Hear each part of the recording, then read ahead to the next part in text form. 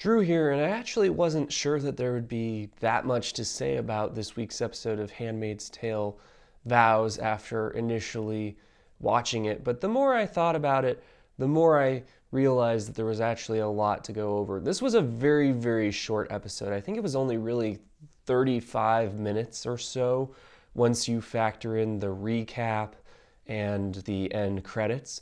But I feel that they managed to tell a rather complete story even in the course of one episode, which is obviously a chapter within a much larger story, which is, I think, the ideal way to do long form storytelling personally, telling shorter stories within a longer story.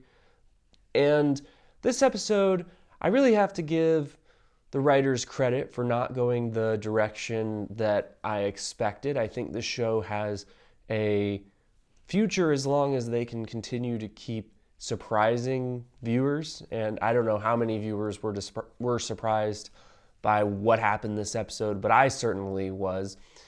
Things did not go down the way I expected. And June's decision, I remember talking last week about the fact that I really was struggling with how many times is June going to decide to not leave Gilead, and how can they keep convincing us that she's going to stay there when she has these opportunities to leave.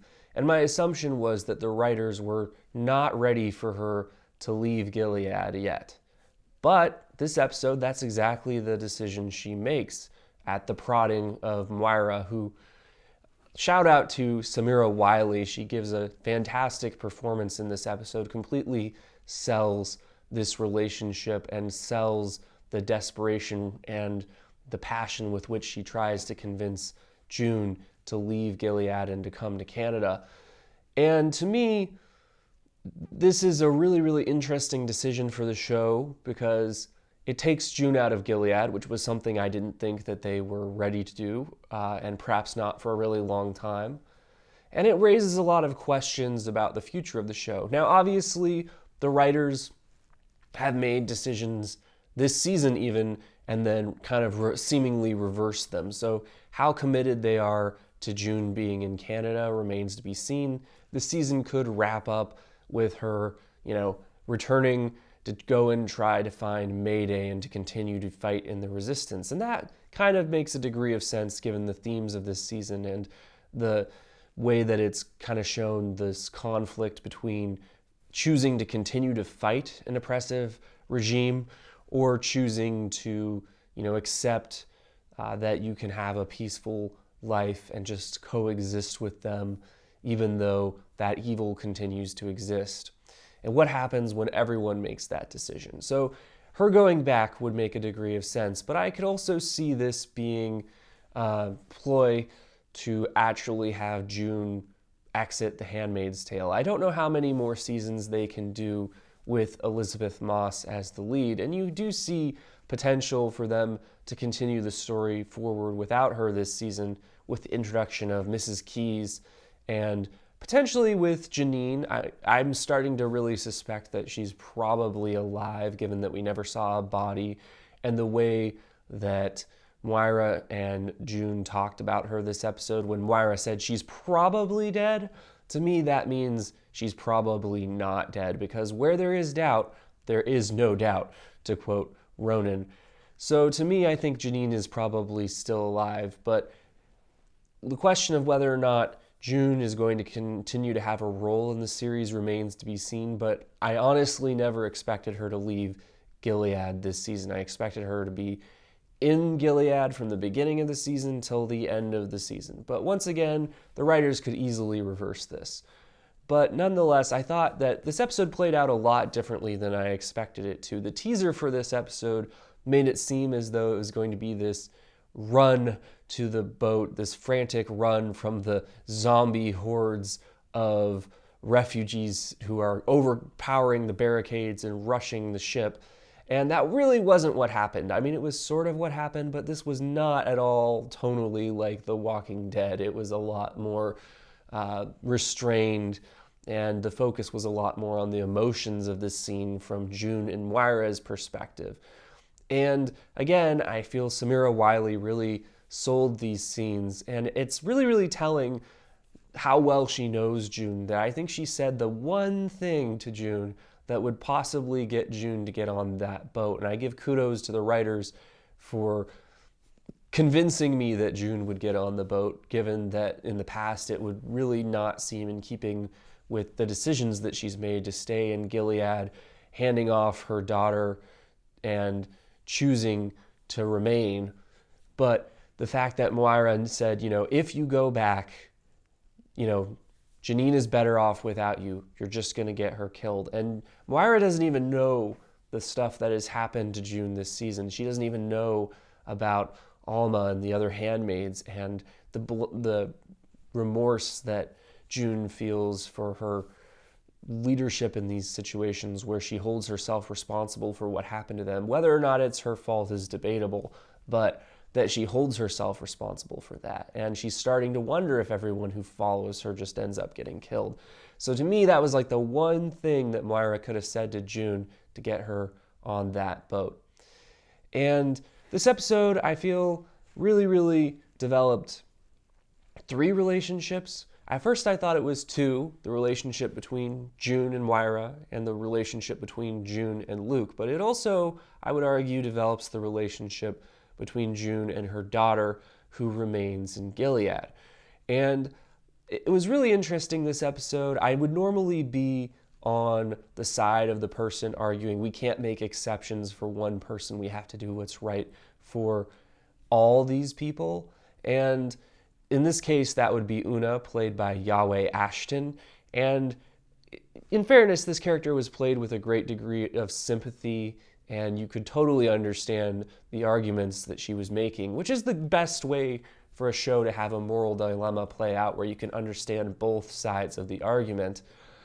But on this particular episode, I found myself siding with Moira, and not just because it's June's life at stake, but also just because I felt that the way that Moira played this, you didn't see really hints of selfishness. It was more like, how can we let June die? How can we not help this person? And obviously, when you break it down, it's the same moral dilemma with all the others that are being left behind here, that most of them are going to end up dead if they aren't taken along. So they're making that choice for all these other people. So Una rightly points out, how can you value her life more highly than these other individuals? But to me, this moral conflict, it didn't make either of the characters out to be the bad guy, but I was firmly on Moira's side. I think that what was really interesting this episode to me, though, is how they used the flashbacks to show kind of the complete arc of these characters. And in a degree, they showed, Moira's changing perspective on Luke. And I really appreciated the coziness of these flashbacks and the way that there was just this casual intimacy between Moira and June. I thought it was wholly convincing. And you have this conversation between them where it becomes clear that Moira has doubts about Luke. How can you trust him to keep his vows to you when he didn't keep it to his first wife? In fact, he cheated on his first wife with you. And that's an important question. And, going into any marriage, people have to realize that you can't know that the other person is going to be true to you. You can't know who they are going to become, and you can't know who they're going to be in the future. You can only promise to commit to them and hope that they hold true to their promise to you. But it's interesting how Moira has seen Luke. She's seen him take care of this baby that is not his child, that is June's child, out of love for June, knowing that the child is the child of another man, and that there's some story there that perhaps would hurt him if he knew the whole truth. And yet that he's done this and he's been faithful to June despite the fact that June had an opportunity to return and hasn't. And there's this moment this episode where June is thinking about getting on a lifeboat and returning to Gilead, and where Moira essentially tells June, and some of this I think is obviously Moira will say whatever it takes to get June to return to Canada with her and not to go back to Gilead. But some of this is, I think, that she's seen Luke do all this, and her opinion of Luke has changed, and she knows that Luke is committed to June no matter what. And here June, obviously having some survivor's guilt, feels that Luke will blame her for the fact that their daughter is still in Gilead, that she didn't get their daughter out. And obviously this isn't June's fault, it's the fault of the system. But that Moira can say, no, that's not true. That's not how Luke will react at all. I think, shows, again, the strength of their friendship, that she knows what to say to June, but also how she has changed in her view of Luke over the course of getting to know him better. I also feel that in this episode, Elisabeth Moss's acting was really, really strong. I thought that she did a really good job of acting out the concussion, the dazed way she reacted, and saying repeatedly that she needed to find Janine, and all the emotional beats that she had to play out. The final emotional scene when she finally sets foot in Canada for the first time. So to me, that was, no surprise, but a very powerhouse and fantastic performance. And O.T. Fagbenle, for his part, the look that he gives June when he arrives on the boat is the exact look that any lover would want to see after seeing their loved one again and after a long separation. Like, just the love and the adoration in his eyes were everything that anyone could wish for. So those are my thoughts on this episode of Handmaid's Tale Vows. If you're interested in letting me know what you think, let me know in the comments, and please consider subscribing if you want to see upcoming reviews of this show and other shows. And as always, thanks for watching.